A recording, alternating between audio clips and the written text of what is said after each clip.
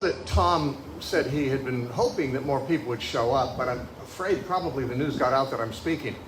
And so that would probably explain a lot.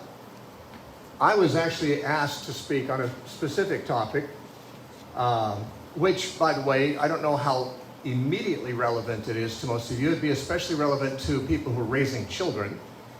I guess more and more grandparents are raising children now, too. But I've been asked to speak about the subject of protecting our children. And you know, in my parents' generation, parents wanted to protect their children too, but protecting your children means teach them to look both ways before they cross the street, don't get into cars with strangers, don't play on the railroad tracks, you know.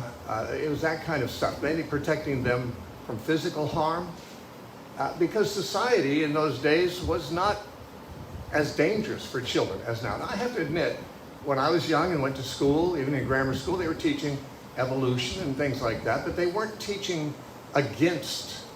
specifically against Christianity and Christian values. They didn't ridicule Christian truth. They were essentially, even though my teachers in school were, I'm sure, not Christians, they felt obliged, if not so personally inclined, to affirm most Christian values and to respect the faith, even of the children. When I was in second grade, I had a bit of a confrontation. I confronted my second grade teacher about something in the curriculum where they were talking about the origins of the world, and I told her that's not really what the Bible says. And instead of ridiculing me in front of the whole class, as probably would happen in most classes today, she said, "Oh, I guess they forgot that," or something. She basically she deflected. I don't know, maybe I don't know if she was a Christian or not. I didn't go to Christian school, but she at least had to show some respect to my views, because that's how culture was.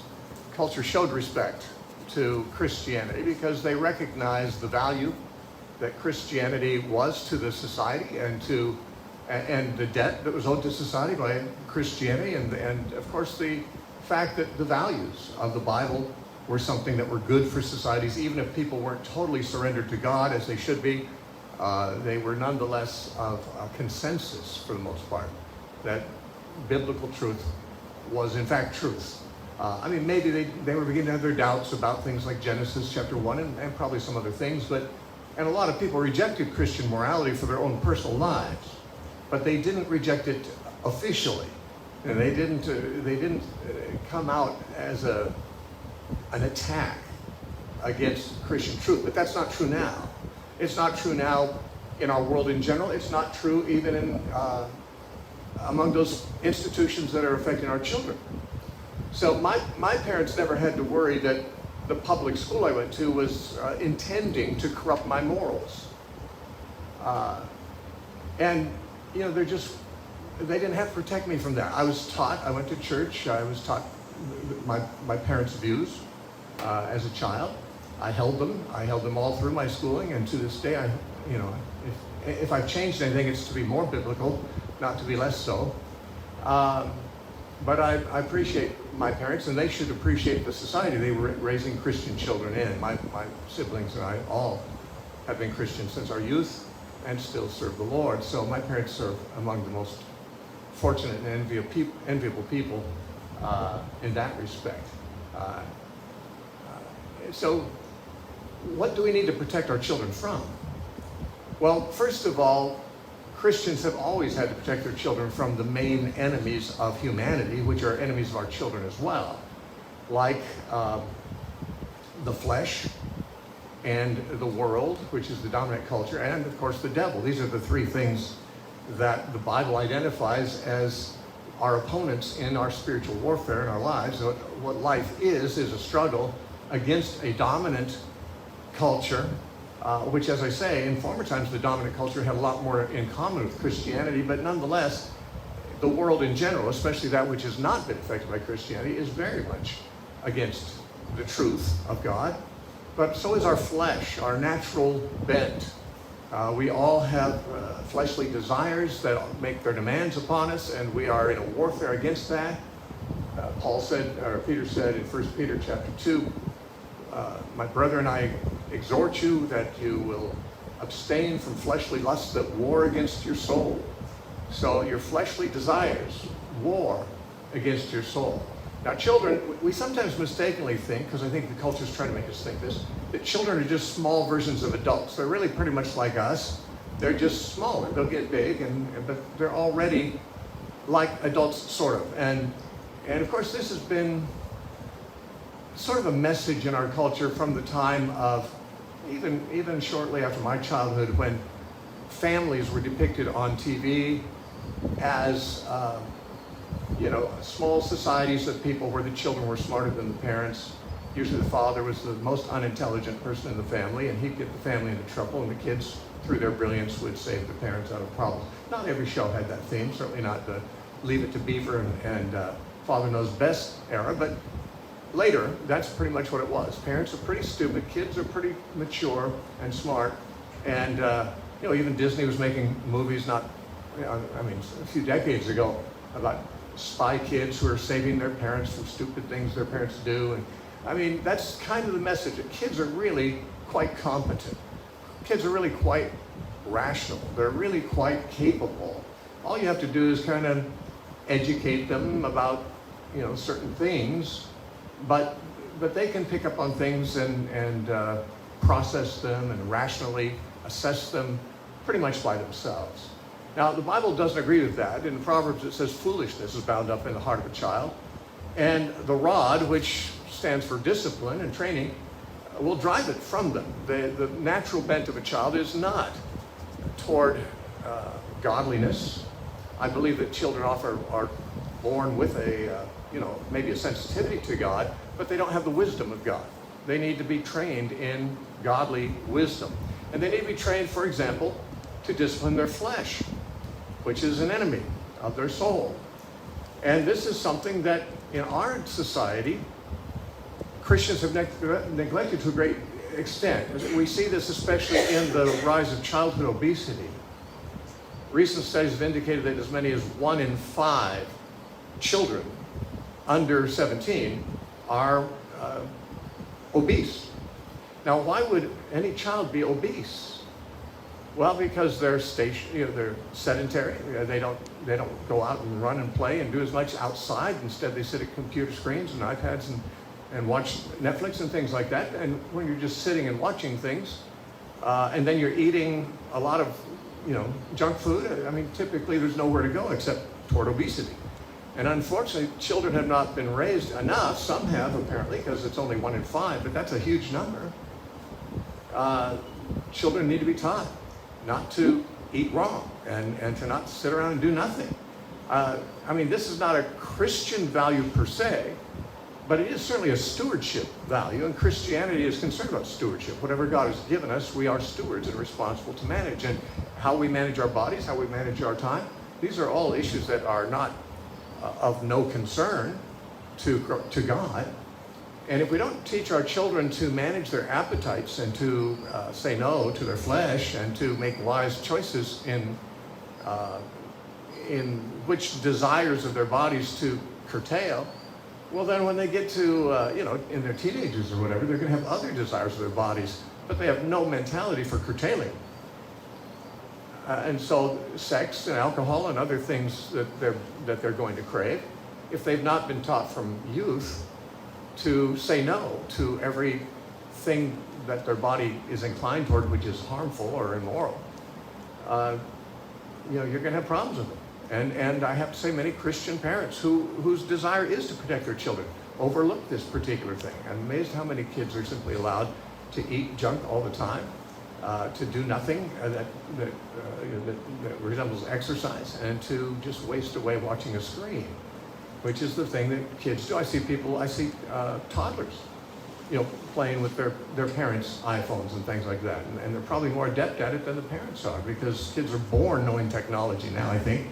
I still can't learn it because I came around too early, but it's amazing to me how little kids can do all kinds of things on their phones and iPads that I don't know how to do. But that's because the iPhone or the iPad has become a babysitter for children from an early age. Parents used to have to find ways to engage their children in normal life and train them and pay attention to them. But parents are kind of overworked now in many cases too. Now it's moms and dads are both out at work instead of one of them at home giving all their time to the home and to the children. And for that reason, it's easier just to turn the child over to an electronic babysitter. And that being so, it's very hard for real life to compete with the drama and the fantasy and so forth that kids can find on a screen. And so we actually need to teach them that their bodies are to be used for the glory of God, that they are to offer themselves as a living sacrifice and to yield their members as instruments of God to righteousness. Now, you don't want to make your kids hyper religious. I don't think being religious is particularly virtuous. And you're not going to want to deprive your kids of all fun, but there's a rational measuring out of activities that children do in leisure, and parents can't do that if they're not involved, if they're not really paying attention, if they're using these items, never saying no to their child when they want some kind of junk food or something, because they don't want to really they don't want any conflict with the child. They don't want to have to face that. If you don't say yes to your kid and they haven't been well trained, well then they're going to put up a fuss and they're going to give you more trouble than if you just yield to them. And so the lazy parent will simply yield to what the child wants, give them the junk they want, let them watch the things they want, let them play with what they want, and they will not learn to curtail any of the desires of their flesh. Parents often will let the kids go to bed when they want to at night, not instead of when they should. And just the body has its own set of rhythms and desires that it wants, which have to be interfered with by some form of discipline. And I don't believe in harsh discipline necessarily, unless it's absolutely necessary, but I do believe that discipline has got to be imposed on a child from a very early age. Many times parents, when they have a baby, if the baby starts fussing, they'll just give the baby something to distract it because it's easier instead of, frankly, it's, teaching the baby that they've got to go to sleep when it's the parent's decision that they do so, and the child doesn't get to throw a fit at the high chair and throw things on the floor. I mean, children have to be taught who's in charge very early. And that once they learn that early, it's not so hard for them to discipline their flesh. They're still going to have problems with the flesh because they're human. Humans all do have problems with the flesh. But the fewer problems you give your children, the better. You got to protect them from the dangers of just an unbridled sense of entitlement to have whatever their flesh wants. You got to build into the children a mentality that their desires do not have, they're not self-validating. The fact that I desire something doesn't mean it's a valid thing that I deserve or that I'm entitled to. The sense of entitlement is also a serious problem among young people because parents have not really had the courage to say no to their children. And sometimes once they realize their children are really a monster, the child's old enough that it's really hard to impose that on them. You've got to be pretty much a hands-on parent from early on. Now, I'm not wanting anyone to feel guilty because I know there's a lot of people who are single moms. They feel like they have to work. They have to leave their children with caregivers and things like that. And I think alternatives to those necessities should be sought, and I think the church should be looking for ways to help mothers in that respect. But it takes intensity. It takes giving it priority. The raising of a child is the priority of a parent when the child is young. It won't be forever. The child will be an adult in a few years. You're just borrowing them from God. God has actually lent them to you to train and to launch into the world. But hopefully you're supposed to launch them as straight arrows. It says in Psalm 127 that children are like arrows in the hands of a mighty man. You're launching them into the world, hopefully as agents of change, as weapons against the powers of darkness. But they're not be straight arrows if you let them shape themselves according to their lusts.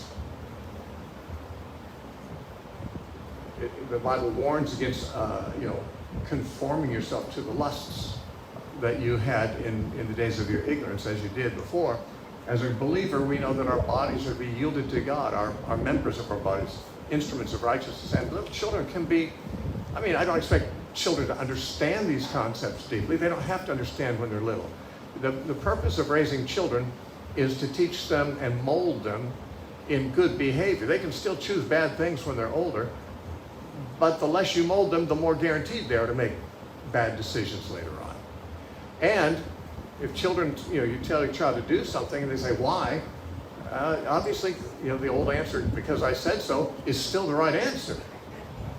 When children need to be taught that somebody has the right to say so to them, that there's authority, that God has ordained authority in their life. To many of today's young people don't seem to have any concept of authority. I mean, they don't have any respect for the police. And I have to say that sometimes the police are bad and do wrong things, but I mean, still the police are needed, and to be up in the face of a policeman, as you sometimes, during the Black Lives Matter riots a couple of years ago, you'd see on TV these, creepy, young men, or women even, with their faces up to the police, shouting and cursing the police and so forth. These are children who were never taught anything about authority. And the first authority that child experiences is the parent. And for the parent to say, it's because I said so and you are obligated to do it. Eventually you can tell them because God said you have to do it, which is true. And it says in Ephesians chapter 6, verses 1 through 3, Paul says, he says, fathers, don't provoke your children. No, before that it says, children, obey your parents, for this is right in the Lord. He says, honor your father and your mother, which is the first commandment with a promise that it may be well with you, and you might live long in the land that the Lord your God has given you. You see, what the promise is that it'll go well with you if you respect your parents. If children say, why should I have to obey you? Because God wants things to go well for you. And if you respect me, God indicates it'll go well with you. And if you don't respect my authority, it will not go well for you. I'm not in this for me. I'm in this for you. I'm correcting you. I'm depriving you of some things that you would maybe prefer, because that's what parents do who care about their children. People who don't care about their children, they let their children run wild. That's why the Bible says, he that spares the rod hates his son. If you don't discipline, you don't shape their life, you hate them. Now you might think, no, it's because I'm so sympathetic, I'm on their side, I love them, I don't want to displease them, I can't stand to see them unhappy. Yeah, that's you're looking out for. You don't like to see them unhappy. Their being unhappy is actually a good thing at times, because if you only allow things that make them happy, they'll be sinning. When you will not prevent your children from doing things that make, and you make them unhappy by preventing that, you're protecting yourself from the discomfort of a conflict that you don't want. But you're in authority, and they need to be taught to respect that from early on. Now, once they get to 12, 13, some age, of course, kids are more precocious nowadays. It might be even 10, but when the children begin to think more rationally and make more rational arguments, then if they say, why do we have to do this? That's the time you need to show them there are good reasons for it. Before that, they don't need to be reasoned with. When they say, why do I have to obey you? What you're doing is, if you argue with them or if you explain to them, you're giving them the impression that they have a right to disobey if you can't give a good answer. They don't. If you can't give a good answer, that doesn't make a difference. They still have to obey. Don't give them the impression that they have a right to demand from you an explanation for your choices.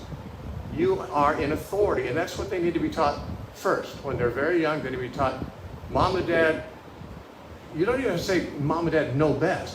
Whether that's true or not, Mom and Dad are in authority, and my role as a child is to obey. And that's why when the child says, why do I do this? Just say, because I said so, and I'm the one making the decisions here, and you're the one who's obeying. That's how it works in this family. That's how it works in the world. And then when they're older, they don't, that becomes a rather contemptuous kind of answer. When they're old enough to be reasoning things out and wondering, is this really making sense? Well, that's when you begin to phase in your explanations. You need to show them that you're not just an authoritarian, but you have their interests at heart, and you have rational reasons for your values. And so that's when you begin to, enter rational explanations for things to the children. But they need to be conformed to godly standards, which require, of course, the curtailing of many of their fleshly appetites. And that, again, is one of those things that we see a generation of young people and people who wouldn't, 50 years ago, these people at their age would not be considered young people. We're talking about people in their mid-30s. They're still juvenile. They're untrained. They're like babies. They're snowflakes. They can't just stand to have someone say no, or even to disagree. These are somehow people who were supposed to be adults long ago, but their parents failed them. Now you might say, well, I was a good parent, but my kids turned out this way. It was society that corrupted them. Well, who was supposed to protect them from that? And that's what we're trying to argue. How do we protect our children from that? Because you might do nothing wrong in the home, honestly, literally. You might be a very good Christian, a very good example. You might teach what you should teach. But when your kids go off to school, or when they go off into unsupervised play with neighbor kids, or when they are let loose on a screen of some kind, an iPad, a phone, or television, if you're not making sure that your values are reinforced in all of those circumstances, you're negligent. Of course, it's a very high labor-intensive thing to raise children. That's why God usually assigns that to younger adults. When grandparents have to raise their grandchildren, it's much harder. Although the grandparents have more wisdom, they also have much less energy. And I was just thinking, I was talking to a friend yesterday who has children in their 30s who are given him grandchildren, young grandchildren now. And I was saying, when I was young, I wanted to have 12 children. I wish I had 12 children. God didn't give us that many, so I got what we got. But I just loved raising children. And I loved the idea that I'm raising another generation for God. I'm going to be gone someday. And these are like arrows being launched into the future to make an impact for God. I always had that vision for my children and loved it. But I told him, at this point, the idea of becoming a parent, of course, you don't become a parent when you're 70 unless you have a very, very young wife. But like Abraham, who had a wife 10 years younger than him, still she was 90. But the idea of taking on the task of raising small children, I don't envy young parents now. First of all, because there is so much more working against them. You can defeat it, but you've got to be it's so labor intensive now to fight the whole world on behalf of your children. You got to do it. But I think if I was 30 and thinking about that, I'd say, bring it on, let's fight this battle. I've always seen the world as a battleground between the kingdom of God and the kingdom of Satan. And bring them on. We've got resources, we've got weapons of our warfare that are mighty through God, that can bring every thought into captivity to the obedience of Christ. We've got all it takes. And I still believe that. The only thing is I don't have the energy I used to have. As a person almost 70 years old, the thought of starting over and fighting off the whole world against my children, it makes me weary to think about it. Because I just don't have that energy anymore. But that's why God usually gives the raising of children to young people, young parents, because they have the energy and they need it. Because it's a labor-intensive thing, and it's worth it. I mean, when you think about it, if you say, well, but if I were to stay home with my kids, or if I was put in the energy of watching everything my kids did, or at least having some control when they're young over everything they are exposed to, I wouldn't be able to do anything. Well, is there something more important that you know of? Is there something more important to you than raising kids who aren't going to give you heartbreak when you're older and make the world a worse place and go to hell when they're done? I mean, is there something you've got on your schedule, on your calendar, more important than that? I can't imagine what it would be. Yeah, life is work. And for young parents, that work involves protecting their children. And that includes, from early age, molding them with reference to their attitudes toward their fleshly desires and their appetites, what they eat, when they sleep, things like that. That's all fleshly stuff. But we have another enemy besides the flesh that they have to be warned against, and that is, of course, the world. And by the world, I mean the dominant culture. The dominant culture now, unlike when I was a child, is specifically targeting Christians, children, for destruction. It's specifically desiring to destroy the innocence of children. See, I'll tell you this, even though I went to a public school, there weren't many Christian teachers there as far as I know. It was a secular culture that I was raised in. There was nobody in the educational establishment that I've ever become aware of back then that wanted to destroy the innocence of children. I think everyone agreed pornography should not be anywhere near children. And, you know, and they shouldn't be allowed to use foul language around them because children are supposed to be innocent. But as I was saying, people now look at children as small adults. And that's why they have child drag shows. I assume that you're aware of that. One of the upcoming things is children in drag. That is boys dressed like girls and walking a runway for a bunch of perverted audience, usually gay men, who want to lust after them. And this, anyone who did this would have been put in jail 50 years ago. Now it's celebrated. This, the more you can take away the innocence of a child and make them sexually sophisticated or corrupted or perverted, well, the more congratulations you get from the dominant culture. I mean, it's the public schools, the public libraries, certainly Disney Channel. Everything is now. I've never watched the British show for kids. It's a cartoon Peppa Pig.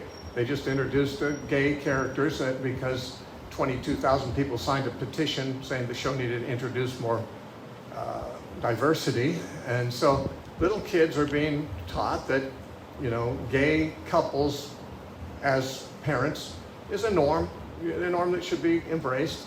They're not being told it, it's just being assumed in their culture, in their cartoons, in the stories that they read, in the way that they are encouraged to learn their friends' pronouns, and things like that. So it's not like somebody has just come up to a child and says, you need to become corrupt, you need to become perverted.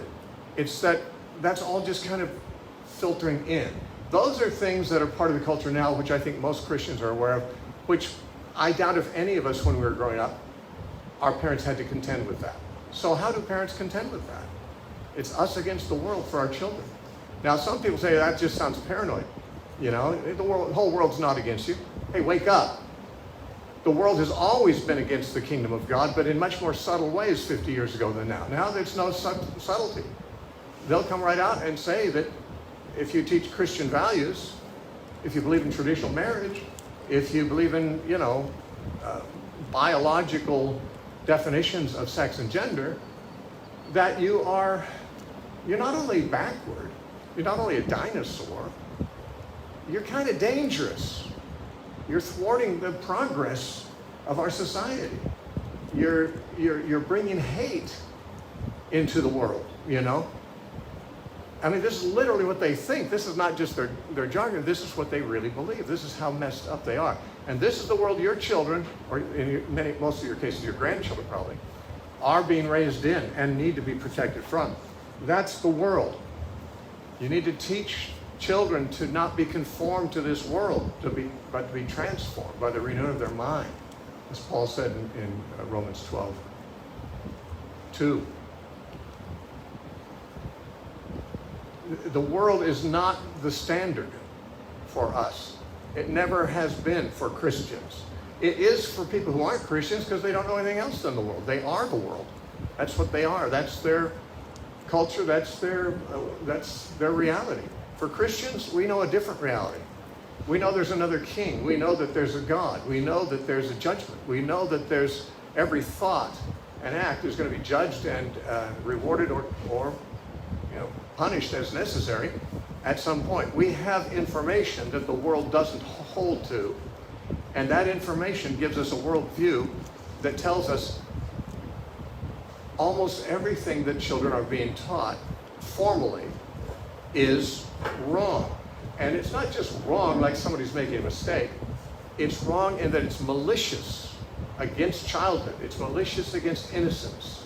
It's malicious against everything Christian or biblical. This is simply the world we live in. If I had said that 30 years ago, and I did, I think many Christians say, oh, come on, you're kind of overdoing this a little bit. Really? You know, like the whole world's against us. Give it a break. Are you paranoid or what? I have a feeling that not one person here who's awake and knows what's going on in the world thinks I'm being extreme here. This is what we all know. This is what the world is no longer trying to conceal. They're trying to say, you Christians are not welcome here. Your views are not welcome here. And yet, our children, our grandchildren are being raised to live in this world. And we've got to equip them and protect them against those mindsets. And we've got to make sure they have a biblical worldview, which isn't the easiest thing in the world when the other worldview is forced upon them from all kinds of sources. I'm going to give some practical suggestions, but another enemy besides the flesh of the world obviously has always been the devil. And by the devil and demons, I would suggest that that can include everything we've talked about so far, because the devil is the deceiver. And all the deception that's in our culture is something that the devil is pleased to promote. But there's more than that too. There's the very, very sinister aspects of the devil's kingdom. There's the demonic, there's the occult. And frankly, plenty of kids are being encouraged to be interested in that. They're attracted to magic. They're attracted to witchcraft. This is not new, by the way. I mean, in my generation, kids were too. In fact, it might have been more visible in my generation. I'm not sure, but because I don't see it as much, because I don't look at the YouTube channels. I don't follow the media that children are watching. But from what I understand, what I've studied from sociologists and so forth, is that the occult is extremely popular among the youth, and so children need to be taught. Now, see, the occult was not that well known among Christians when I was young. I remember that my parents were Christians, and good Christians. And my sister, when she was maybe 13 years old, she and some of her friends who were not Christians, but she was, at least we were all kind of nominally Christian in those days. She and her friends started getting involved in the Ouija board.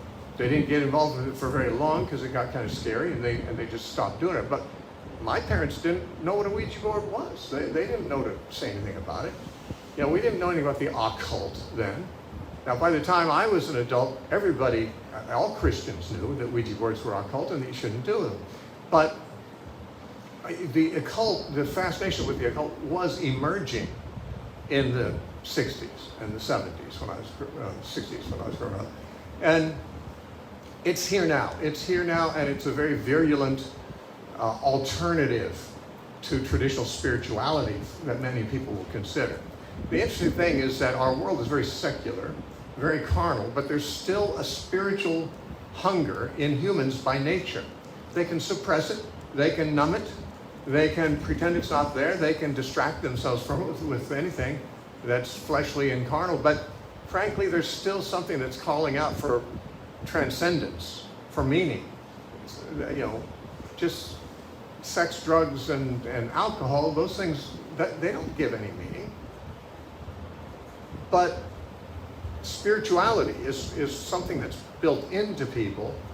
It's a very neglected side in certain generations, but there are many in every generation that are looking for something to quell their spiritual need. Now, what Satan has done very cleverly is that in the generation before mine, he promoted what we call naturalism, which is the belief that there's no supernatural. You know, the nature is all there is. Believing in the supernatural is kind of kooky, kind of superstitious. And the devil did that so that people would stop believing in miracles, stop believing the Bible, and things like that.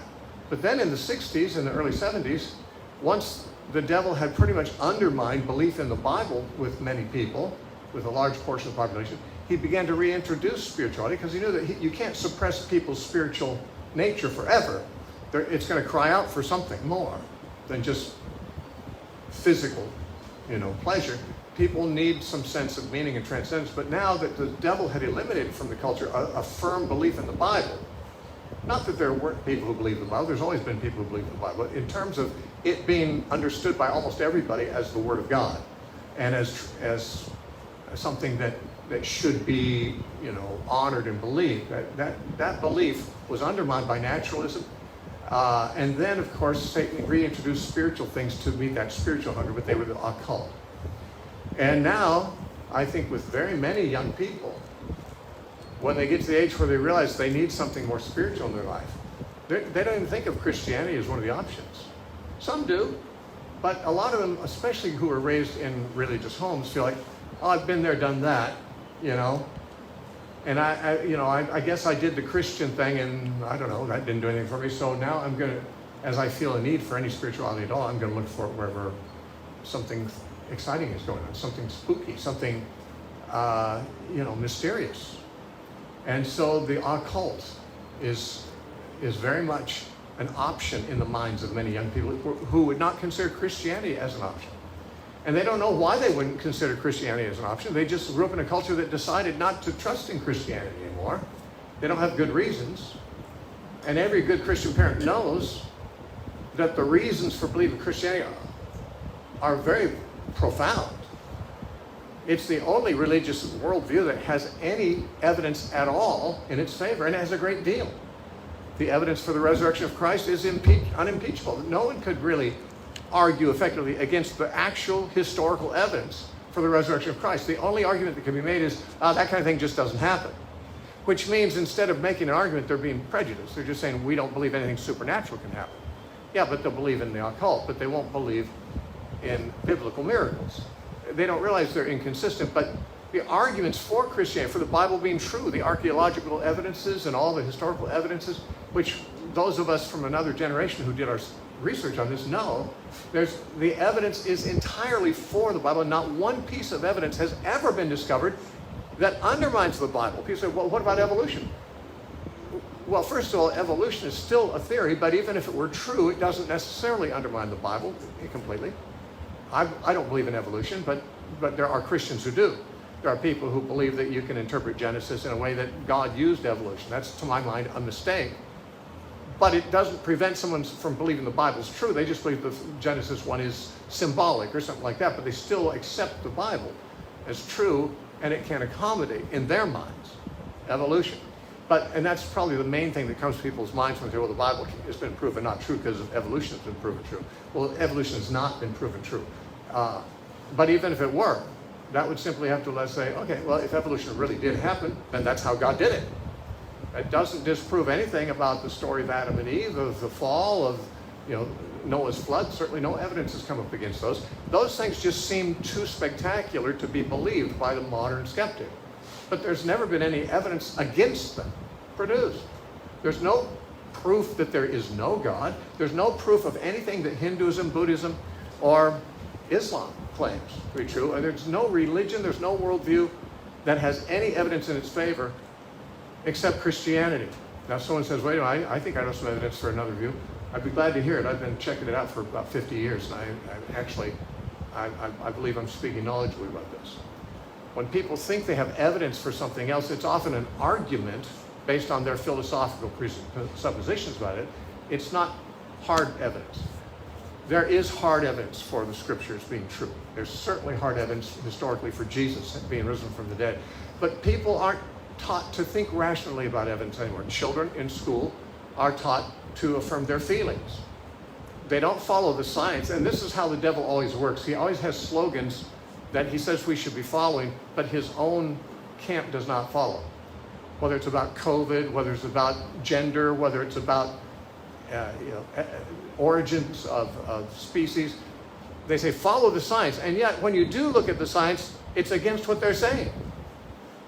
And if you point that out, then you're a hater. You're really, you're not being reasonable, because reasonableness has always led to belief in what the Bible says, because that's how it is. Truth always has the best arguments. If the Bible is not true, then of course you'd have to come up with some fancy arguments that make it sound true if you want to believe it. But what you have to do now is ignore all evidence if you want to say it's not true, because all the evidence favors it. And I know that sounds sweeping, might even sound irresponsible, but that's actually a subject I've looked into for half a century and debated atheists and debated evolution, debated people about that. I happen to have some information about that, and I'm not the least bit afraid to say to any crowd, it doesn't have to be a Christian crowd, maybe it seems like I'm preaching to the choir here, but if this is a crowd of atheists, I'd say the same thing. The only worldview that has evidence in its favor is the biblical worldview. You can't prove atheism. You can just deny there's a God because you don't want to believe in a God. There's no evidence that there's no God. Everything they bring up that is an objection to God is usually an emotional thing. I don't like, there's evil in the world. How could there be a God who allows evil? Well, that's a good question. We should work on that. But it doesn't prove there isn't a God. Just because there's evil. Maybe there could be a God and evil. And there is.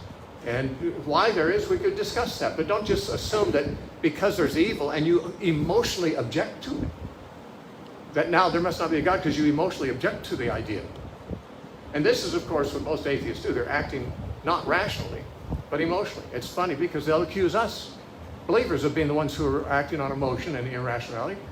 But the truth is, I've never heard an atheist, and I've read all their books, right? Not all their books, but all the main ones, like Richard Dawkins, Christopher Hitchens, Sam Harris, and the main atheist authors. And I've listened to them debate, and I've debated some. I've never heard a single argument for atheism that wasn't simply an emotional argument. I don't like this God of the Bible. This God of the Bible is a monster. Well, that's your impression. I actually have studied the Bible, probably a little more than you have, and I don't see any evidence in there that God is a monster. But if that's what you think, you're still saying there's a God who's a monster. You're saying there's a God that you don't like. That's not the same thing as proving there's no God. And if there's a God that you don't like, you may still have the same problem on the judgment day as if there was a God that you did like. In fact, I have a feeling you'd have a bigger problem if you live your life not liking the God that is than if you conform yourself to him happily. There's still a reality that's going to catch up to you like a freight train, and you're on the tracks.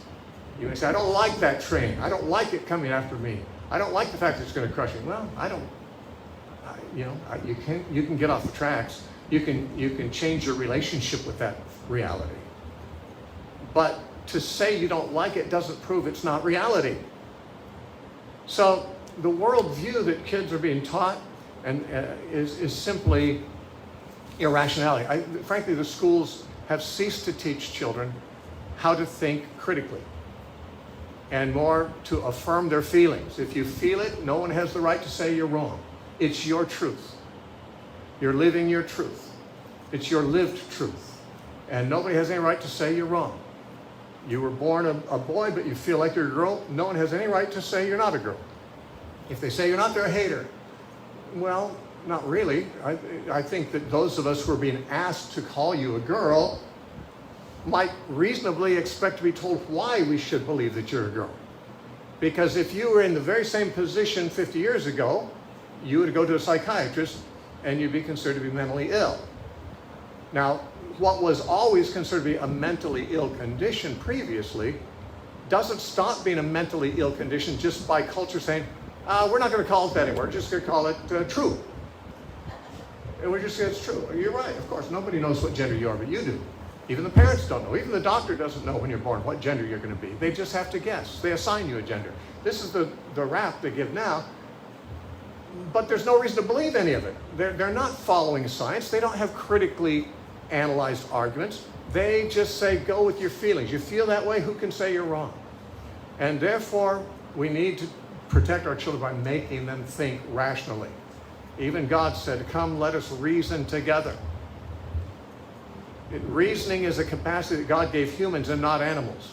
We have a stewardship of it. We have a responsibility. We need to learn to reason. We need to let reason, it's not carnal to follow reasoning. God created reasoning and truth. Reasoning brings us, when it's done properly, to the truth. And God wants us to reach the truth. And he wants our children to be able to be protected from what is not true, because what is not true always lacks in rational arguments. What is not true wins the day by bullying, by calling people who don't agree haters. It's by name calling. It's not by argument. Has there been any woke position that has, earned its place in the academy or in culture by its rational arguments? Not one. Not one. It doesn't matter whether it's radical gender ideology, whether it's radical race theory, whether it's, homosexual marriage is normal.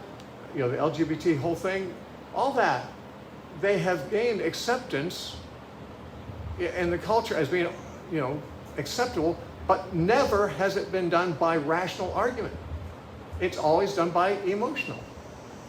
And when the Christian says, wait a minute, I don't see any reason to believe that. First of all, no one believed it before, day before yesterday, and now we're all supposed to be believing it.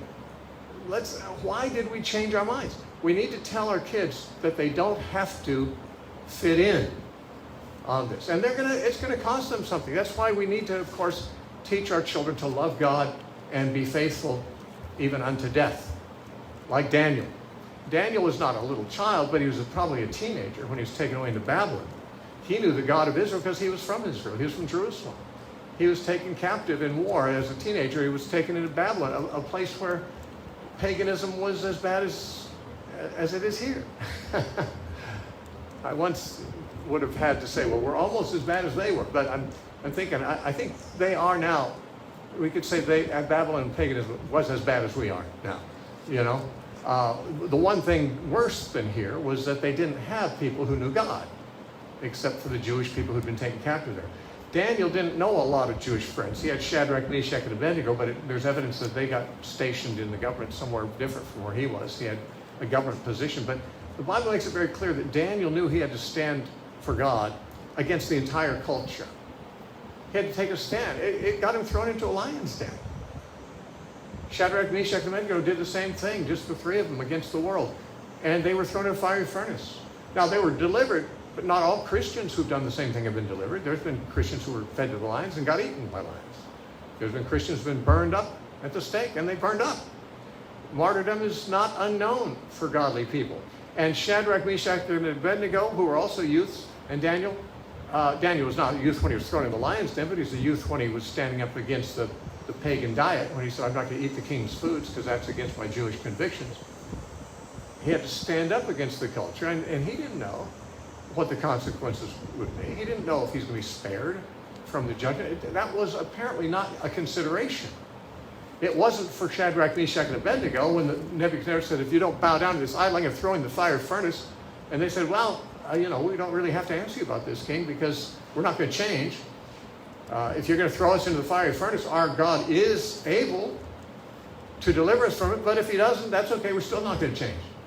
They didn't know how it was going to turn out. They knew what they were going to do, and they're going to leave the outcome to God. Maybe we'll burn up, maybe we won't. That's the heroism we have to build into our children. Of course, we're not going to build into them if we don't have it. This is what frustrates me sometimes talking to modern Christian adults, is I'm telling them how strong their Christian children have to be, and the attitudes they have to have, and the boldness they have to have, and so forth. And many times the generations that's raising these kids doesn't have those qualities.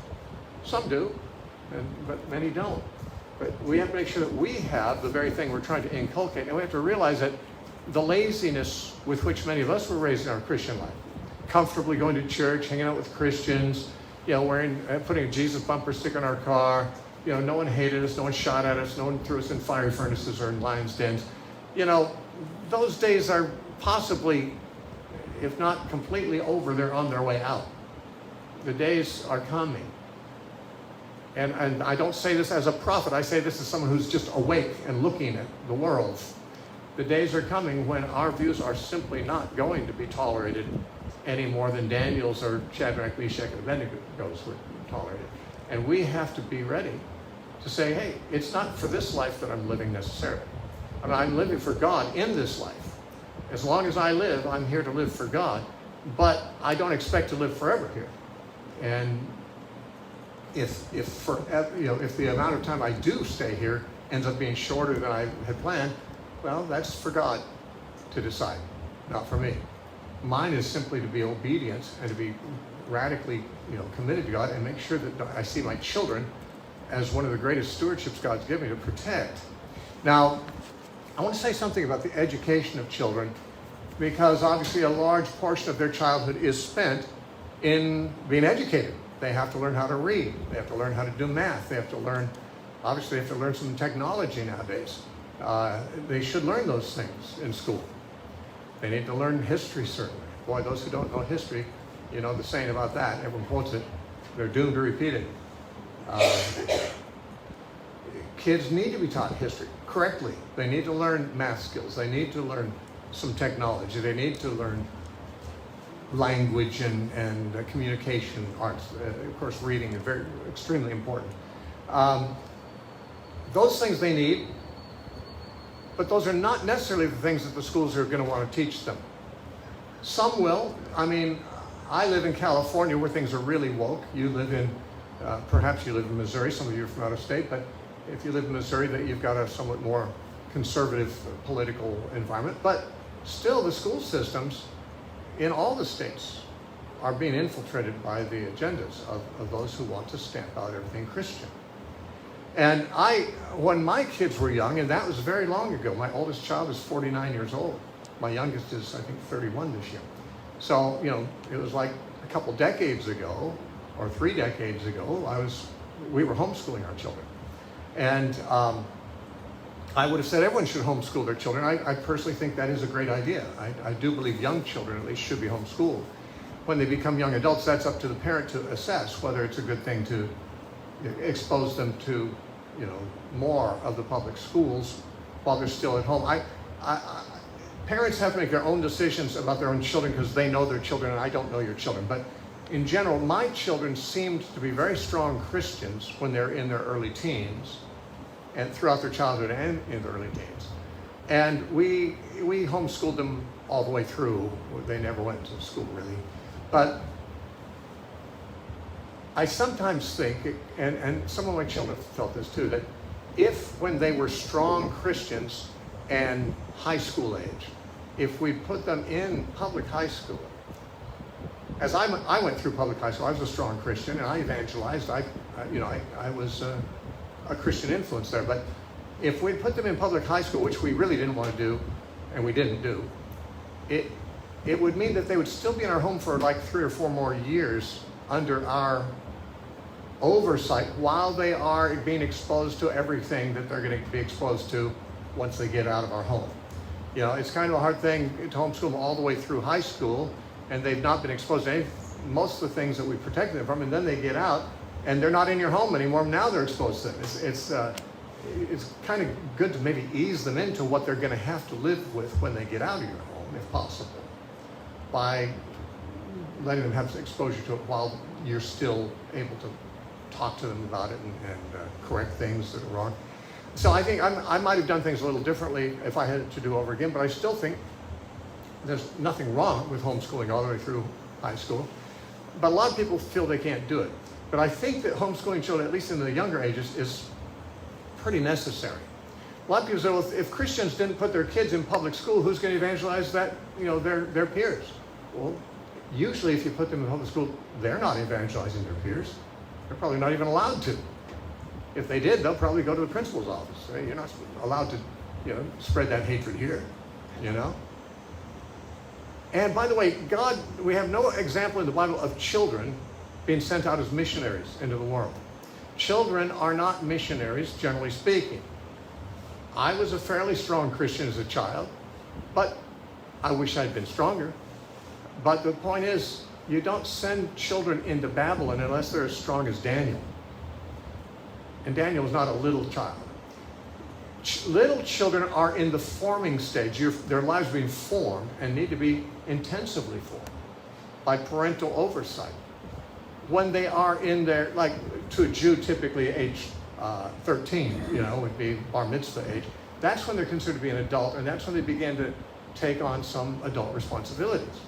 That's when you can maybe expect them to reach out to their peers effectively. But most people are not going to be converted by a little kid. But if you do have a little kid who's capable of converting his friends, let him convert them somewhere else than at a public school.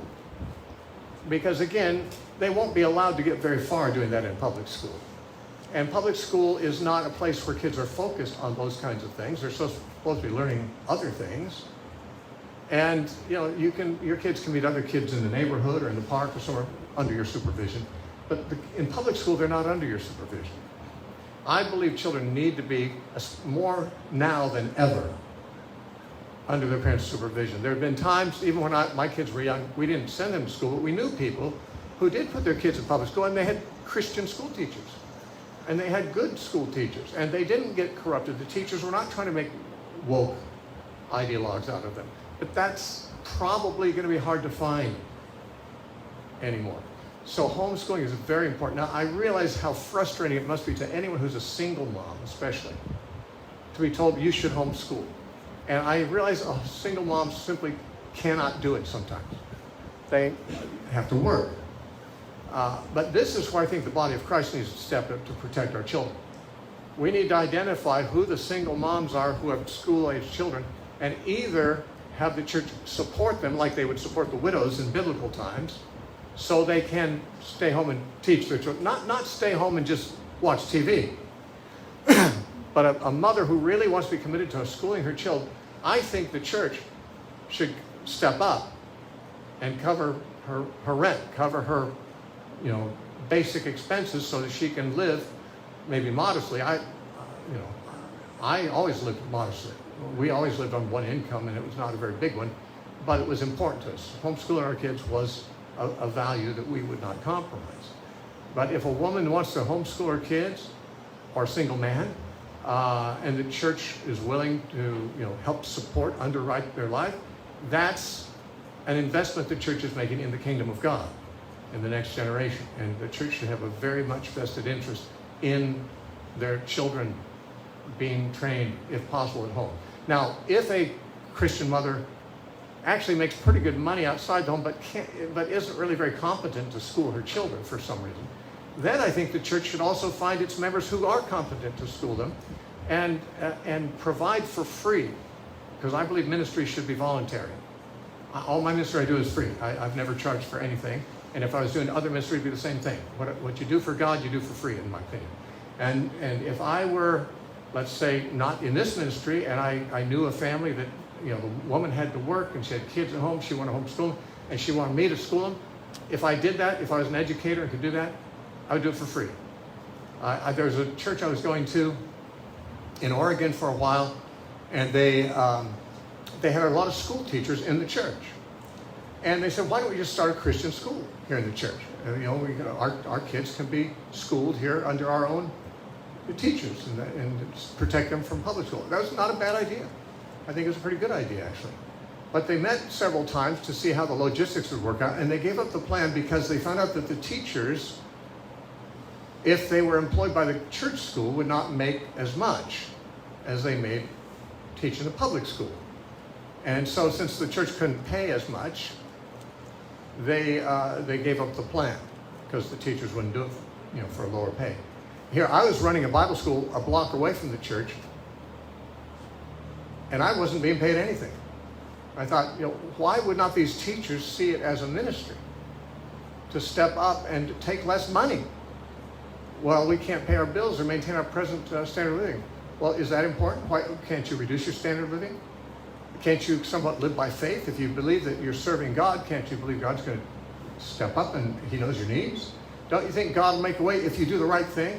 What's more important, that you make a bigger salary and have the benefits of being a public school teacher, or that you are serving the kingdom of God by raising children who don't have any other way of being raised and educated by Christians? I believe the church has got to take a strong position against farming out our children to the pagan schools, the government schools. We're going to turn them against us.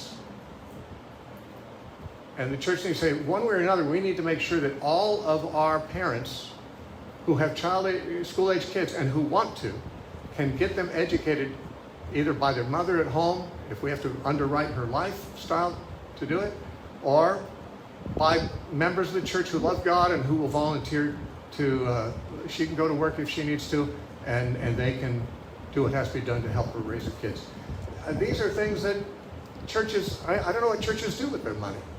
Oh, I know, they pay salaries a lot of times, which is probably one of the biggest expenses. Sometimes they pay big building costs. And, I don't know what else they spend their money on, but to me, because I've never run a church, but it seems to me like a lot of money comes into churches, and it seems like it could be used for the kingdom of God, in many cases, considerably more wisely. And seeing children educated in a Christian environment or in their home environment, either one, is certainly something the church should be committed to making happen. A mother and father needs to make sure they know what the curriculum is of their child. If, in fact, they have their children in public school because they have no other choice, I think they should drop in periodically unannounced. Just step up and stand in the back and hear what the teacher's saying. Now, I don't know, eventually the teacher will probably say, you can't be here. I don't know why they'd be able to say that, but I think they probably would. But if the teacher thought the parent might just show up anytime, even for 5 minutes, and listen in, they might be thinking all the time, I don't know if the parent's going to show up. I better make sure I'm teaching something that's not going to be embarrassing for them to hear. We need to keep people accountable who are influence our children. And besides education, of course, there's the other issues, the media. Now, I have some information here which you might have heard. There are certain tech leaders that won't let their kids use tech. You probably have heard this. Steve Jobs, for example, founder of Apple Computers. When the iPad came out, he was asked by a journalist, I'll bet your kids love the iPad. He said, they haven't used it. We limit how much technology our kids can use at home. He had 10-year-old twin boys, and he wouldn't let them use an iPad. His partner, Jonathan Ive, who also designed the iPad, he said that he strictly limits his 10-year-old kids' use of technology. Bill Gates, founder of Microsoft, didn't allow his kids to have cell phones until they were 14.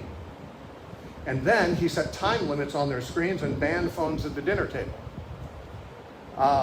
In the Silicon Valley in California, where there's a high concentration of tech companies, a huge number of workers in the tech companies send their kids to the, what's it called, the Steiner Waldorf schools. And they do so because those schools deprive the students of all technology and screens till they're 12 at least. Now, of course, I think 12 might be a little young, but these are people who don't have Christian values. They want to protect their kids from their own products. And they don't even care as much as we do about what their kids are learning. They just know they're dangerous. There was a leak from an internal memo at Facebook. They did some internal research, and they admitted that Facebook is harmful to youth, especially young girls. Now, they didn't let it out. A leaker let it out, but they knew that. Now, these people, they know they're putting out products that are bad for kids, and in many cases, they protect their own kids from them. And when you think about it, they know more about their products than we do. I mean, they spend their life designing them. I'm sure they do all kinds of impact studies and so forth on their products. Everyone who develops something has to do that. They know the results that their products are getting, and they're saying, not my kids. My kids are not going to have that, And they are motivated to promote their products and to put the happy face on their products more than anything. And yet they're saying, not my kids. I'm not going to let them touch that stuff. It's poison, And they don't even have Christian values. I mean, they probably have really low moral values compared to what you want for your children. And yet they still are protected. So, I mean, I believe that kids should not have their own smartphones. Now, if I were raising kids today, even the young ones, I would give them, some kind of a track phone or a flip phone or something so I could call them. They could call me in an emergency or whatever. Might as well. My kids were raised without them because my kids were mostly raised before they were available. For centuries, for millennia, people raised their kids without smartphones, without screens, without the internet. And kids turned out pretty good. Someone might say, yeah, but our kids have to function in a technological society. They need to learn that stuff. Well, let them learn it when they're mature, not when their personalities and their values are being formed as little children. Don't use these things as babysitters. I can't imagine why any parent would let their child take a smartphone into their bedroom with them at night. A lot of these kids are being groomed by people who are trying to, exploit them sexually. They're certainly being indoctrinated from, YouTube and from Facebook with woke agenda opinions, and the parents aren't even knowing what's going on in there. In fact, lots of kids have TVs in their bedrooms. I don't think a child should have a TV in the bedroom. I'm not against TV, but a child doesn't need a TV in their bedroom. They don't need a smartphone in the bedroom. I would think that if my kids, even if they were, in their teens, and had smartphones, if they're in my home, they will use those smartphones when they need to use them. You know, we'll put them in a lockbox at bedtime and give them to them, you know, in the daytime, and there's limits on what they can do. If a parent doesn't put limits on their kids are going to be exposed to unlimited corruption, because that's most of what's coming across on the internet. That's most of what's coming across on TV. I would never allow, when my kids were being raised, we had a video player for playing video movies. Remember what videos were? VHS videos. We had some very selected movies we'd let our kids watch because we didn't want them to be totally unaware of media. But we only one day, they were allowed to watch one video one day a week on Saturday. The rest of the week, we had no network TV or no cable TV. Our kids were raised without regular TV. And I always said, it's not because I think I'm too good for TV. It's because I don't think I'm good enough to have a TV. TV is a temptation. I'm not sure I'm strong enough to always watch only what's worth watching. So, I mean, it's not that I'm superior and therefore I can't have a TV. It's because I'm vulnerable. I'm inferior. I'm a sinner. And so when you don't give your kids TV, it's not because you hate them, it's because you love them, because you know they're children. Now, I don't want to say much more about technology, but I will say this. There's a list of things that I was looking up about the effects of like the modern technology, the smartphones and the screen time spent by kids. Here's what it's done. These are specific dangers that you get from a secular website saying, you watch out for these dangers with these things. This is not Christian saying it. There's several things. Addiction. Kids get addicted to these things. It really does something to their brains that drugs do also. It stimulates certain brain activity that very similar to addiction of substances does. You don't want your kids addicted to stuff. They become addicted, and so do adults, but adults can actually recognize it's happening and stop, hopefully. Kids are exposed to information overload. Think how little information was available to the average human being 100 years ago. I heard that when George Washington died, it took 3 weeks for that information to get through the colonies, because information couldn't travel any faster than a man on horseback. Now you can know everything going on in the world, or at least you can Google it. And this makes people, frankly, more stupid. People feel smarter because they have a smartphone. But God gave you an onboard computer that's supposed to be smart. Instead, you can put it in a device and your brain doesn't have to become smart. You don't have to learn math, you've got a calculator. You don't have to learn anything. You can just Google it when you want to know it. Just ad hoc. You don't have to really know anything anymore, and a great increased number of young people don't. They don't know much of anything except what they read on Facebook or on YouTube. And so that's damaging. You don't want your kids addicted. You don't want them to have information overload because it's stressful. You don't want them to become stupid. It creates a shorter attention span. I mean, most of you are able to pay attention for this long time I've been speaking. Maybe I'm fooling myself. Maybe you're thinking about something else. But you're of an older generation. I don't think there's very many 12-year-olds that could sit this long. They should. They're adults. I mean, they should be adults. But they just can't pay attention that long most of the time because of the devices they've been addicted to. It, of course, creates social isolation. People used to have real relationships with real people that you interact with. Now you have a face on a screen or something, and they have shallow relationships. They have very little relationship skills. They're socially isolated. Of course, they can be exposed to porn. You can't really protect any device from porn completely. At least not what I call porn. There's a lot of stuff that maybe the world doesn't call porn that it would have been called porn 30 years ago, but they don't call it that now. But it is porn, and it's corrupting of children and adults too. And of course, there's the whole woke ideological agenda that's being passed along through. So those are extremely concerning matters that you need to be aware of. You can't just turn your kid loose with a device because that turns you loose. It's a selfish thing parents do. Just like not disciplining your children. If you don't say no to your children, it's not because you love them, it's because you love you. It's because you don't want the conflict. It's because you don't want to be the parent. You want to be the pal. And I'll tell you this, I was a single parent for over 10 years. I had a wife who left me with 4 minor children at home. And I know what it's like to be a single parent. I know that when you don't have your spouse there to be your partner, the temptation is to have your kids be your partner. Your kids become sort of a surrogate. You don't want your friends to not like you, your kids to not like you, because then you don't have any, you're already rejected by your mate. You know, your spouse already rejected you. The last thing you want is your kids to reject you too. And so you're under this huge pressure to please your children. And yet, pleasing your children is often the worst thing you can do for them. You want your kids to be happy, but that doesn't mean pleasing them. That doesn't mean giving them everything they want. I'll end with this, although I've got much more to say, but I'm going too long. I have a friend who went to a Bible school I was running, and he'd been converted out of a drug and alcohol and promiscuity background, hippie background.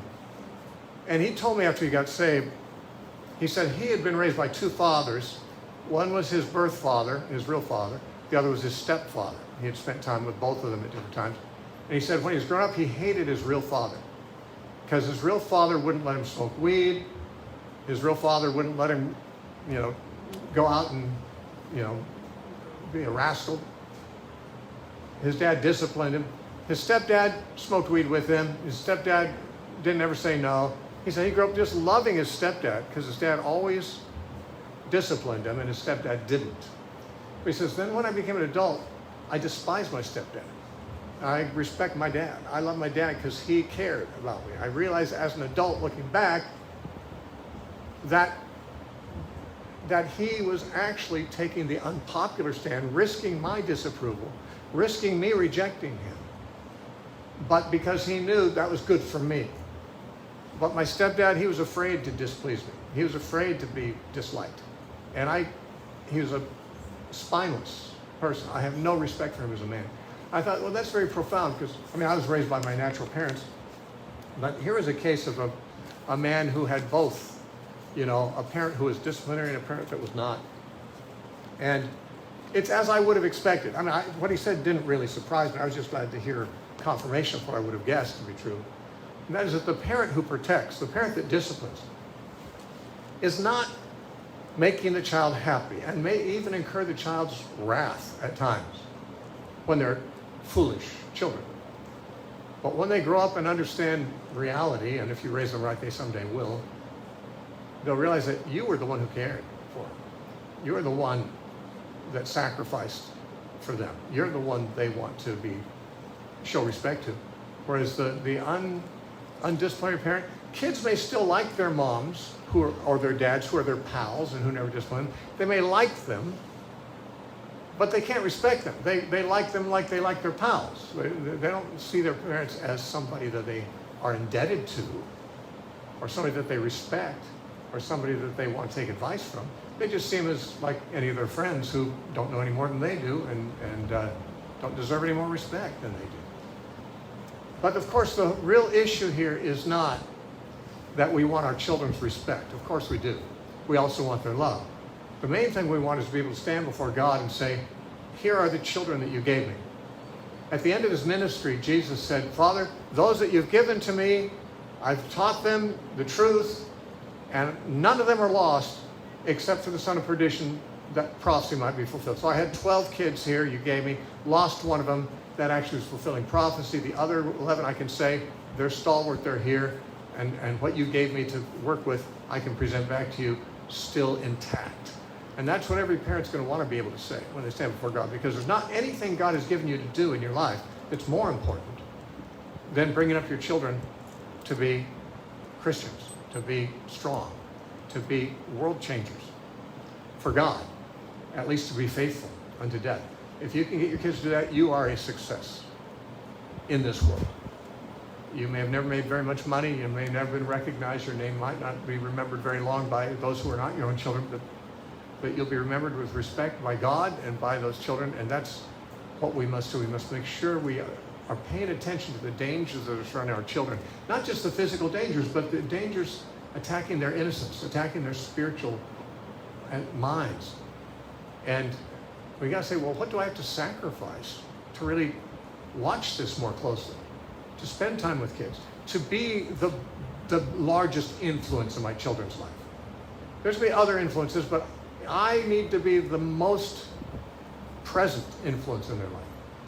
And if I have to take a day doing something I'd rather not do because my kids like to take them to the park, go on a hike, go camping, do something with them, maybe even go to a movie that's not, it's not threatening them spiritually, but to do something with them instead of farming them out to the public school or to the TV or to the iPad or something. Make those sacrifices. No, and I'm sure you've heard this many times before. I have. It's absolutely true. Nobody ever was on their deathbed and thought, I wish I'd made more money. Or I wish I'd spent more time being promoted in my business. Or I wish I'd done, more recreational things. But many parents will die saying, I wish I'd spent more time with my kids. I wish I'd planted more into them. I wish I'd just really been there for them more. I mean, everybody on their deathbed sees things, the values for what they are. We're blinded to those many times. We're in the midst of our life and we don't think the end is near. When we're at the end, if we have time and luxury to reflect back, we're saying, the things that really mattered, I'm glad I did the things that really mattered. And one of those things, certainly top of the list is, besides I served God, is I made sacrifices for my kids. I put their welfare above my own preferences and happiness. And now I'm happy. Now I'm dying happy because I made those sacrifices for them. And so protecting our kids is something that I was asked to speak about. I had a whole bunch of points I didn't have time to give because I'm so verbose. But anyway, I want to leave that with you. Obviously, I didn't say anything about this, but I would hope it goes without saying, but maybe I should say anyway. You need to pray for your kids. It's a spiritual battle out there. The demons are out there to try to drag them off to hell. You need to pray for God to send His support, His Holy Spirit, His angels, whatever's necessary to protect your children, to reveal Himself to them, to make Himself real to them. That can only be done through prayer. I say it goes without saying only because everything that we do as Christians depends on prayer, but obviously it shouldn't really go without saying. It needs to be said. We need to be praying for our children a lot. You'll never regret the time you spent doing that. All right, so I'm going to just vacate the microphone here and